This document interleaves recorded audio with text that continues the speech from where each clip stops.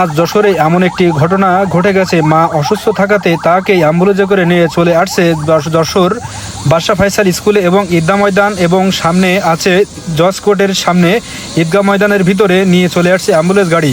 মা আইসিইউতে ভর্তি ছিল, সেখান থেকে ফেরত দিয়ে তাকে দ্রুত নিয়ে যেতে হবে ঢাকা উদ্দেশ্যে রওনা করে। তখনই একটি অ্যাম্বুলেন্স দ্রুত ভাড়া করে বাদশা ফাইসাল স্কুলে নিয়ে চলে আসছে রুগীটিকে নিয়ে যাওয়া হবে হেলিকপ্টারে করে। তাই দেখেন মায়ের প্রতি কত ভালোবাসা ছেলের, আসলে দেখেন কত গুরুত্ব সহকারে তাকে হেলিকপ্টারে ভাড়া করে ঢাকায় চিকিৎসা করার জন্য নিয়ে চলে আসছে। যশোরে ইতিমধ্যে অনেক সাড়া পড়ে গিয়েছে, আসলে অনেক লোক এর সমাগম হয়েছে এখানে।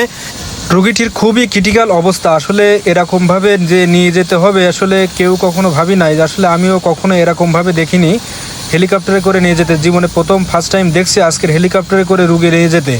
আসলে আপনারা দেখতে থাকলে কমেন্টে জানিয়ে দেবেন এবং ভিডিওটি সম্পূর্ণ দেখলে বুঝতে পারবেন আসলে ছেলের প্রতি মায়ের কি ভালোবাসা রয়েছে।